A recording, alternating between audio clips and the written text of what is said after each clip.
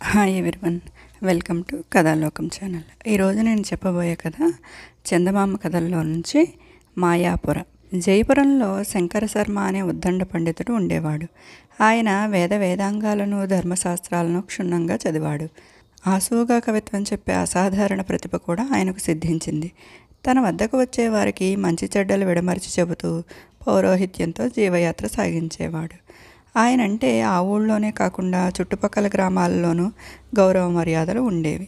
శంకర శర్మకు అధిక సంతానం కావడంతో కుటుంబ అవసరాలు తీర్చడానికి చాలా శ్రమ పడేవాడు. ఇంత జ్ఞాన సంపదన ఉండి కుటుంబ పోషణ పెనుభారంగా మారిందేమిటా అని తన దుస్థితిని తలుచుకుని విచారపడేవాడు. తనకు సరస్వతీ కటాక్షం తప్ప లక్ష్మీ కటాక్షం లేకపోయింది కదా అని అప్పుడప్పుడు మనసులో కలత చెందేవాడు. ఒకనాటి సాయంకాలం శంకర శర్మ తన ఇంటి అరుగు మీద కూర్చుని ఏదో గ్రంథం చదువుకుంటున్నాడు.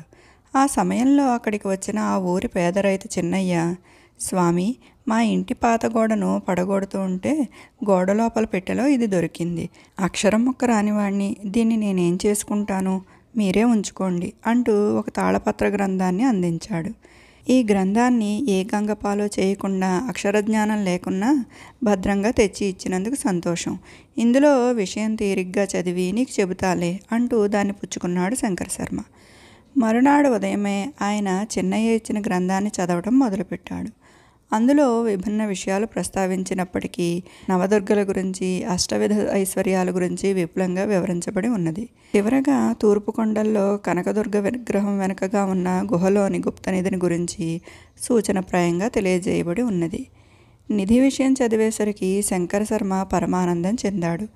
తన దారిద్ర బాధ తొలగిపోగలదని తెలియగాని ఆయన మనసులో కుతూహలం ఉప్పొంగింది. ఇన్నాళ్లకు దేవుడు తన మొర ఆలకించాడని, లక్ష్మీ కటాక్షం కూడా కలగొన్నదని ఆనందంతో ఉబ్బితబ్బిబ్బయ్యాడు. ఈ విషయం గ్రంథం ఇచ్చిన చిన్నయ్యకు చెబితే ప్రమాదకరమని ఊరుకున్నాడు. అయితే తూర్పు కొండల్లోకి ఒంటరిగా వెళ్ళడానికి శంకర శర్మకు భయం వేసింది. వెంటనే ఆ ఊళ్ళోని వస్తాదును కలుసుకుని, కొండయ్య, తూర్పు కొండల్లో ఒక అమూల్యమైన మూలికను సేకరించవలసి ఉన్నది. తోడుగా వచ్చావంటే నువ్వు అడిగే ధనం ఇస్తాను. అయితే ఈ విషయం బయట పొక్కనీయకు, తిరిగి వచ్చేంతవరకు రహస్యంగా ఉంచాలి అన్నాడు. అంత పెద్ద పండితుడు తన సాయం అడిగినందుకు పరమానందం చెందిన కొండయ్య ఆయనకు తోడుగా వెళ్ళడానికి వెంటనే ఒప్పుకున్నాడు. మరుసటి రోజు వేకోజామునే కొండయ్య తోడుగా శంకర శర్మ ఇద్దరికీ సరిపడా రొట్టెలు మూటగట్టుకుని తూర్పు కొండలకేసి బయలుదేరాడు. 3 రోజుల ప్రయాణం తర్వాత ఇద్దరూ తూర్పు కొండలు చేరుకున్నారు. తాళపత్ర గ్రంథంలో సూచించిన విధంగానే మార్గమధ్యంలో అక్కడక్కడ గుర్తులు కనిపించడంతో శంకర శర్మ సంతోషంగా ఎత్తైన గుట్టను ఎక్కి ఆవల దిగి గంభీరంగా కనిపించిన పెద్ద కనకదుర్గ విగ్రహానికి చేతులెత్తి నమస్కరించి దాని వెనుకగా ఉన్న గుహలో అడుగుపెట్టాడు. వెంటనే, ఎవడ్రా వాడు, ఈ గుహలో అడుగు పెట్టడానికి ఎన్ని గుండెలు అన్న భీకర కంఠస్వరం విని ఉలిక్కిపడి శంకర శర్మ అలాగే నిలబడ్డాడు. మరుక్షణమే గృహ ప్రతిధ్వనించేలా నవ్వుతూ భయంకర ఆకారుడైన ఒక రాక్షసుడు వాళ్ల ముందుకు దూకి, నిధి కోసం వచ్చారా అని అడిగాడు. అవును అన్నాడు శంకర శర్మ గడగడా వణుకుతూ.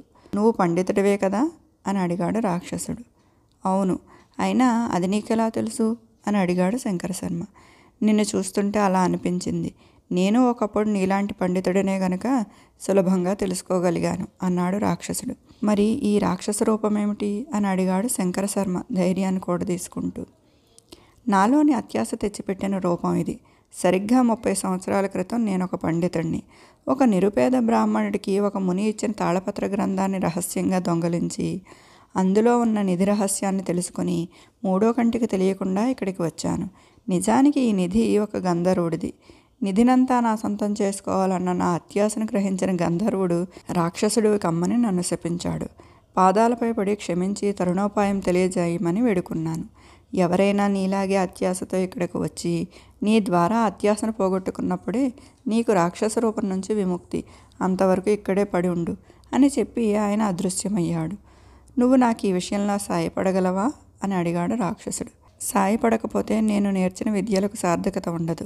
ఎదుటివారికి చెప్పేటందుకే నీతులు. అవకాశం లభించేంతవరకు అందరూ పెద్ద మనుషులే అన్న అతి సామాన్యుల స్థాయి నుంచి సర్వశాస్త్రాలు చదివిన పండితుడినై ఉండి ఒక మెట్టు కూడా పైకి ఎగబ్రాకలేకపోయినందుకు చింతిస్తున్నాను. అత్యాస అనే మాయాపొర నా కళ్ళను కమ్మినందుకు సిగ్గుపడుతున్నాను అంటూ శంకర శర్మ తన అక్కడికి ఎలా వచ్చింది రాక్షసుడికి వివరించాడు. అంతా విన్న రాక్షసుడు, నీ మాటలు నిజమని నమ్ముతున్నాను. నేను నీకు ఈ రత్ననిధిని అప్పగిస్తాను. అందులో సగం చిన్నయ్యకు ఇవ్వు. నీ వాటాలో సగం నీకు సాయపడ్డ ఈ కొండయ్యకు ఇవ్వు. మిగిలిన ధనంతో నీ బ్రతుకు నిశ్చింతగా సాగిపోతుంది. నువ్వు అత్యాసను వదులుకుంటే నాకు ఈ రాక్షస రూపం నుంచి విముక్తి లభిస్తుంది. మాట తప్పావో రౌరవాది నరకం తప్పదు అని హెచ్చరించి రత్నాల మూటను అప్పగించాడు. రత్నాల మూటతో జయపురానికి తిరిగి వచ్చిన శంకర శర్మ చిన్నయ్యకు సంగతి చెప్పి సగం ధనం అతనికి ఇచ్చాడు. తన వాటాలో సగం కొండయ్యకు ఇచ్చాడు. మిగిలిన దానిని పాఠశాలలు, వైద్యశాలలు, సత్రాల నిర్మాణానికి వినియోగించాడు. అందులో ఒక్క దమ్మిడి కూడా తాను ఉంచుకోలేదు. ఎప్పటిలాగే పౌరోహిత్యంతో జీవయాత్ర సాగిస్తూ పండితుడిగా, పరోపకారిగా ప్రజల మన్ననలు పొందాడు. శంకర శర్మ ఒకనాడు పాఠశాలను పర్యవేక్షిస్తుండగా అక్కడికి వచ్చిన ఒక అపరిచిత వ్యక్తి ఆయన పాదాలపై పడి, నాకు రాక్షస రూపం నుంచి విముక్తి కలిగించినందుకు కృతజ్ఞతలు అన్నాడు.